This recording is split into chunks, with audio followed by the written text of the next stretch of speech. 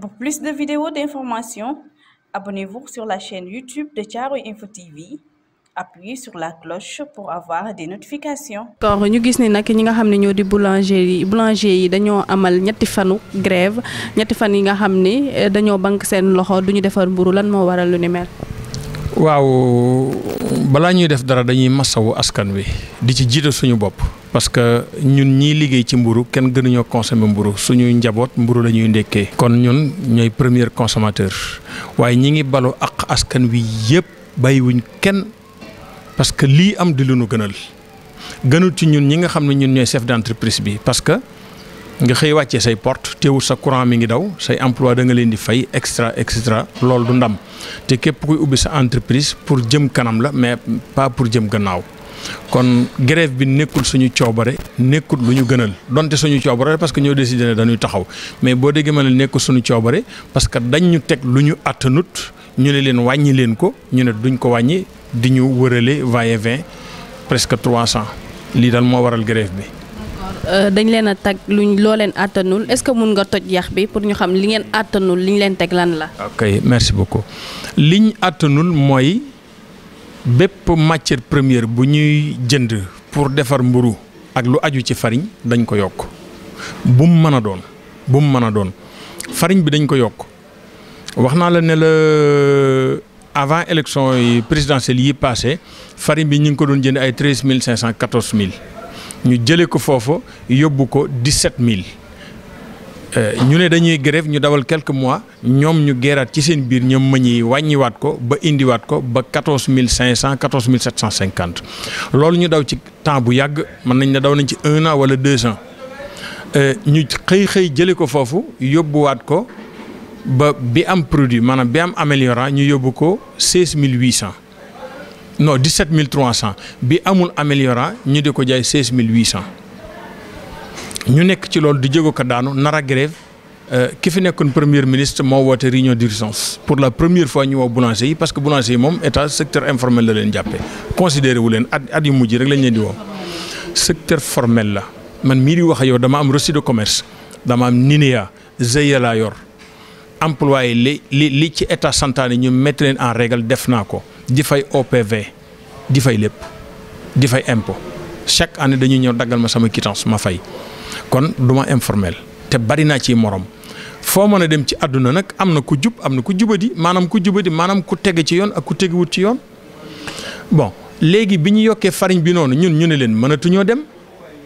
ñu nekk ci noonu nag ministre bi premier ministre. vote réunion d'urgence ne nañ càmbar secteur bi mburu su waree jar 300 man bun jonn may taxaw ne askan mburu 300 lay jar ay li yéwén ndekk yëpp ay calmant la gars yi def ñetti comité moom moo ko recommandé ak ministre de commerce ak seen personne assermentée ñu dugg ci terrain bi def comité boo xam ne day saytu prix de farine comité boo xam ne day saytu prix de pain comité boo xam ne day saytu asserment bi secteur bi réglementation ku war a ubbi ku warta ubbi ku nekk ci norme ku warul nekk ci norme ñu jox ñu délai 60 jours ministère ak ay personnel am dugg ci terrain bi boulanger yi def seen comité dugg ci terrain bi wax nañ ba tàyyi loolu Sénégal yëpp wax nañ ko ba tàyyi ne loolu biñ koy def kii nekk tey directeur de commerce intérieur boobu moo nekkoon chef régional bu Dakar moo yilif lépp luy Dakar tey yàlla dogal na moo yilif lépp luy commerce Sénégal yàlla na ko jig bon bi ñu duggee ci terrain bi ba 60 jours yi mat ñu dem def seen plénière waxtaan gisee ba ne kat ñun li ñu gis ñoom état ñun li ñu gis mooy baguette bii di 190 grammes de cuisson nga xam ne état moo ko def lu noonu mi ngi prix réel mi ngi ci 185 francs wala 180 francs boulanger yi gis na ñoom li ñu gis mooy baguette bi 200 francs la war a jar te li ma lay wax ëpp na 200 et demi ci gannaaw bon ñu dem plénière gars yi ne non 200 dafa ëpp. nañ ko indi ci 180 yi ñu ne problème monnaie ñu ne 175 pour 5 francs yi ak 10 francs yi ñu ne 175 ñi nekkoon ci programme bi suñu njiit yi ne leen d'accord ñun ay patriotes lañ danañ leen fekk si ci loolu pour en attendant ñu jàppandiku ci ba ñu dem ba ci toog ci taabal jam ñaajo commencé def réunion bi ñoom ñëpp d'accord nañ rendre compte ministre ñu def seen liggéey continuer moo ci des ñu toog tuuti téléphone am sonné mu absent ñii ne 30 ñii ne 40 minutes mu dikk volte-page ne daal bon li ngeen liggéey daal normalut prix bi baaxul. ki nekkoon 175 yi ki nekkoon décès yi jiite woon affaire bi ne ko madame la ministre mënuñu gis lu gën lii mu ne groupe électrogène bi ñu def 50 000 francs entretien par mois du toujours le courant di coupé ñu ne ko mais 50 000 francs par mois lu mën a yàq suñu liggéey lu ñu liggéey 60 jours en tout cas baaxul dem leen jël leen 2 semaines ngeen toggaat ko càmbaraat ko ñëwaat 2 semaines yooyu nag mooy bëgg a mat 300 mi ngi koy bëgg a mat 2019 bi def nañ 2020 bi def nañ 86 réunions ak ministre bi moo xam mu toog moo xam personnel am toog. xanaa da leen a fàtte. dama yaakaar ne daa mënut liggéey dama yaakaar ne lii dafa xajut ci boppam parce que moom laa gis ministre boo xam ne nommé nañ la ci sa biir ministère am ca secteur boo xam ne dem nga ba ne upp na sa bopp mënoo ko ba ngay woo ministre de naka lañ koy wax di finance di ko wut wàllu dem ba woo police di wut wàllu dem ba woo gendarmerie di wut wàllu dem ba woo service d'hygiène dem ba dugal ci bàjjani gox yi ak chef de quartier yi. mooy ministre du commerce. bii Assome Diatta dem nañ chambre de commerce boo xam ne ñëpp fa teew corps yëpp fa teew ñu indi pour ñu jox ñu calmant ñu ne waaw léegi comme boulanger yi ñooy sànni seen xaalis parce que dañ leen a jaayloo 150 ngeen dugal ci intermédiaire maanaam livreur yi yéen a sànni seen xaalis loolu Claude Demba Diop moo ko wax man lu may wax day leer mi nekk président AMIS moo taxaw ci télé ne boulanger yi dañuy sànni seen xaalis loolu naqari woon nañu mënuñu liggéey dañuy sànni seen xaalis ci fenêtre loolu naqari woon nañu ba boycott nañ fi NMA ak Grand Moulin pendant 2 mois presque yoo xam ne souffrir nañ ñoom jënduñu seen farine. kon mu mel ni jafe-jafe bi moom nekk na loo xamante ni bëri na lool. dafa yàgg bon bi ñu demee loolu ñu ne léegi kon dañuy fexe ba au lieu ñu yokk mburu mi parce que état moom wax ji daf ne yokk mburu la fasut yéene xam na ni mburu day yokk mais dañoo dëgg bal bi barki dem rek par téléphone décès yi wax na ko xam nañ ne mburu dafa war a yokk mais ñun ñoo décidé ne duñ ko yokk léegi kon naka la ñuy def dañuy indi réglementation lan mooy réglementation avant tout bala nga ubbi boulangerie yow da ngay dem ci comité bi nga xam ne ñoo yor loolu dañuy fal benn comité mu ñëw xool zone bi am na distance minimum 500 mètres ak beneen boulangerie am na 300 mètres minimum ak point de vente wala kiosque dégg nga livreur yi dañ leen di éliminer sinon ku bëgg a livrer da ngay wuti reçu de commerce wuti NINEA wuti contrat ak boulanger bi la lié nangam bu ko defee boulanger bi jaay mburu mi ci bitigam 20 francs wala 30 francs sans départ ci zone bi wala 40 francs yi daan génn ci intermédiaire bi diggante pousse-pousse bi ak borom bitig bi wala gargote bi dañ koy delloosiwaat ci biir gafak ak boulanger bi mu nekkoon loo xam ne commencé nañ ko appliquer ñun bokkoon nañ ci ñi doon wàcc ci terrain bi ànd ak personnelu ministère bi di dugg ci terrain bi di jàpp mburu yi am na ñu bëri ñu ci indil ay noonoo mais liggéey la woon ñu dawal loolu tuuti gars yi tàmbali xam nga état jëlaat dossiers yi dugal ci biir tiroir yi mburu mi melaat nu kenn xamut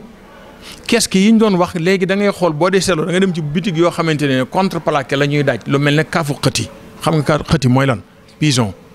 yéen a dégg français te déggu leen ni olof bàyyi leen loolu pigeon la ñuy def ci bunt bi maanaam boo ko jubee da nga yàgg kii ay pigeon lay yar mburu la fay jaay te ne dañoo bëgg mburu bi am santé. dañ leen a interdire woon sax pour ñu jaay mburu di boutique yi. ñu ne parce que corona bi dikk ñu profité ci ne bon pain bi bu génnee parce que ku ne xam na ne mburu buñ ko lakkee 260 degré mënatul am virus mënatul am benn microbe mais ñu ne su ma ko tëyee jox la ko nga jox ko kii ba muy àgg ca consommateur ba lu ne xaj na ci. kon léegi nañ def mode ke mburu mi bu génnee ci four bi ki koy jël teg ko ci comptoir bi kooku jaay ko client bi dem yoonam du am problème yooyu yëpp ñu xëy bale ko teg ko ci suuf xam nga fu ñu mu njëkk boulanger yi naan leen waaw ku ci gis sa son am ay récolté sans wooñu mais loolu kañ la daan ca am ci état exemple man damay xëy woo décès yi ne ko man de sama zone bi gaa yaa ngi libéré mu taal otom dikk raafal dem yoonam loolu du liggéey amul njëriñ ñu xëy lépp teg ko ci suuf bon loolu ñu di ko dund ñi continue di woote ay réunion te réunion yi ngay dégg nag attention ma leeral la les réunions yi nag ñun demuñu fa presque lu dul déglu ci de boo waxee lu leen arrangé wul ñu ne loolu du ordre du jour bi ay ordre du jour. tànn seen ordre du jour réunion bi ma fa njëkk a fekke dañu toog wax dese yi wax ni programme bi ni nangam bañ ne tuuti ministre dikk ñu jóg mu toog ñu rendre ko compte mu ne oui on est là pour vous suñuy porte ubbiku na pour yéen jàppale leen réunion ba jeex loolu du réunion. kon jotoo leen wax li nga xam ne sax moo di seen ay jafe-jafe. non loolu dafay am ci yenn réunion yi am na réunion yoo xam ne gars yi dañuy wax bu ñu demee ci divers exemple am na réunion bu ñu def wax ba pare ba ne divers ma tàllal loxo bi ma jëlee par ma leen boulanger yi de lu ngeen leen mën a jox lu dul seen vérité de prix bugguñu ko parce que ñi ngi tëj ñi ngi dee ministre bi ci boppam madame la ministre moo laajte sama tur ñu ko dendal ñu ne ko xaadim mu ne ma xaadim lii du ordre du jour bi indi wuñu fi ma ne ko ñun dañoo yor bureau dañ ñoo yónni ñi ñu yónni nag liñ ñu wax lañ leen mën a waxaat en même temps nekk ci secteur bi prix def buuru bu baax lañ leen di laaj yooyu nag ci lañ nekk ci di dem ak a dikk boulanger yi di tëj personnel yi di wàññeeku chômage bi di gën a bari ñu dem ba temps yi ci gannaaw ba année bi dugg meññ yi ne blé bi dafa yokkaat ci monde bi il faut état yokk farine bi état yokk farine bi état ne mënul yokk farine bi parce que bu ko laalee day laal mburu te du laal mburu kon nanka lañ leen di def dañ leen di teggil TVA bi jëlee ko 18% indi ko 6% pendant 3 mois janvier février mars ñu dawal ba loola jeex meññ yi laajaat ñu prolongé ko encore ñu dem ba quelques mois ci gannaaw yaakaar naa ay 2 mois yooyu à peu près far état nag dindil leen TVA dindi leen 5% taxe de douane dindi leen taxe yooyu yëpp ñu demaat ba mu yàgg ñu ne loolu doyut parce que ci gàttal wax nañ ne blé bi da doon jar $240 léegi mi ngi ci $250 $350 kon ñoom it wax nañ dëgg moo tax man awma lu ma leen di condamné parce que nag bu ñu fàtte leen Sénégal yi il faut ñu xam leen na Sénégal mënut yomb xam nga tax mënut a yomb parce que amuñu dara. lépp dañ koy jéggaani Sénégal yi yëpp ci conteneur ak bateau lañ ko teg ak ay avion tubaab bi day dem jëndi jaayaat ñu door a dikk ñun jaayaat kon mënuñu am dara ana tey état pour mu accompagner secteur bi ak yeneen yi mel ne ñoom lan moo tax usine farine yi nga xam ne am nañ doole wala bailleurs yi wala ñi ñuy indi ñuy jóge ci àll bi maanaam bailleurs yi wala commerçant yi lan moo tax yóbbuwuñ leen ci vallée bi yóbbuwuñ leen Casamance nga xam ne ndox maa ngay xab-xabi ñu bay fa blé mais dañu bëgg a continuer ci colonisation bi wax ne blé mënul baax Afrique fan lañ ko teg est-ce que testé nañ ko est-ce que jéem nañ ci jël benn mesure pour ñu bay blé ba nga xam ne njëggaani bi ñu koy njëggaani ci àll bi dootu am bu ko defee lépp jóge ci biir réew mi dootu aju ci ay pétrole ak ay budget mondial bu yéeg ak bu wàcc loolu état na ci bàyyi xel. Sénégal su boobaa dafay autonome. day autonome. d'accord ci loolu. moo doo nga ci des gis nga Sénégal dafa mel ni dafa amul gouvernement man gouvernement Sénégal laa gis gouvernement boo xam ne ba askan wi gën a ñaxtu ñoom ñu gën a contre ba askan gën a souffrir ñoom ñu gën a contre maanaam gouvernement Sénégal dafa mel ni ñoom li ñuy dund mooy xëppantem kaani loolu faaliwuñ kenn la preuve tey problème yii am dégg nga ñoom ñu wax ci man waxuma sax président de la république de non seulement que ne dem na ci liñ wax. gisuma ko man seetaanuma télé mais ministre bi ak ay personnel am dégg ngeen ñu wax ci lu dul invité quelques pap ci plateau yi ñuy wax loo xam ne xamuñu ci dara duñ ay boulanger xamuñu lu farine di jar xamuñu dara est-ce que xam ngeen ne prix de farine boulanger yi ñoo ko tëggal état mais état xamu ko lii mooy problème bi gis ngeen il faut ñu xam ne filière boulangerie li muy jariñ ci Sénégal amul bu koy jariñ parce que tey ñi nga xam ne ñoo jaay matière première yi ñuy defar viennoiserie fan yi yëpp fourniruñ dara bu ngeen bëggee ma wax tur pour bañ a publicité Patisen man nga ne li ëpp li muy liggéey boulanger yi ñoo koy jënd fan yi boulanger yi tëj li muy liggéey ñaata lay perte Sofiex même chose importateur yi indi ay conteneurs même chose jaaykati carburant yi nga xam nga ñun dañuy liggéey carburant bu bëree bëri fan yi luñ liggéey dara perte ñu fa lu bëree bëri soxna si ñëw jënd fii mburu yóbbu ci taabalam bu bëccëgee mu dem marché yóbbu duggi yóbbu këram fan yi fu ne ñi ngi tuñ di fa dugg gis nga boulangerie li ci nekk ci gannaaw xam nga ñun dañuy wax 7000 emplois direct indirect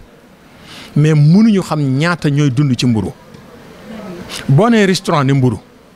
boo nee fast food ne mburu boo nee dibiteri ne mburu mburu li mu ëmb dafa bari kon tey dafa jot sëkk sénégalais yi askan wi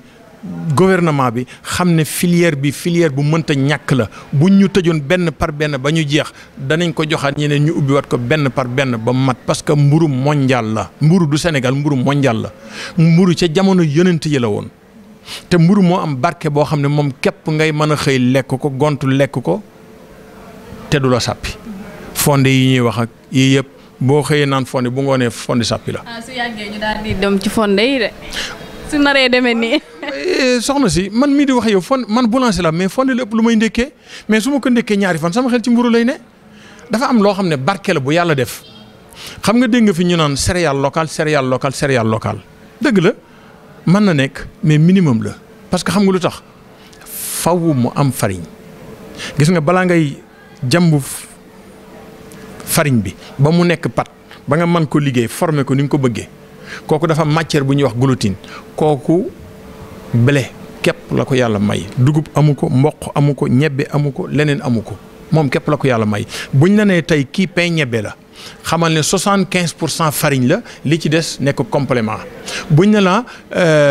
pain mil la xamal ne 75% farine la li ci des door a ñëw même benn dugub yi ñuy jaay ci mbedd il faut mu am farine parce que farine rek moo mën a taweeku astaghfirullah blé farine de blé rek moo mën a taweeku yi ci des mënuñu ko. boo defoon tey keek boo xam ne 100% dugub la wala 100% maïs la boo paree boo ko dóoree ci bopp waa ji mu toj ko. day wow. maa ngi leen di sant Thiaroye Info Amina maa ngi lay sant di sant sawaay di sant ñëpp Ablaye di ñaan yàlla seen organe bi yàlla na dem ba kawe seen njort yàlla na ngeen dem ba ñëpp jariñu ci yàlla na dem ba kawe seen njort yàlla na dem bañ ko dégg ci mode bi yëpp te bu ngeen ci am benn rëq-rëq topp leen ci gannaaw askan wi rek yéen nu fi nekkal ñu nekk seen kanam rek ñu nekk seen gannaaw rek na kenn ko ni jiital moromam rek te xam ne mënuñoo tàggoo merci beaucoup yàlla na yàlla def jàmm. ngir gën a mën a jot ay vidéo xibaar abonneel ci chaîne YouTube bu Thiaroye Info TV nga daal di bës li nga xam ne moo di cloche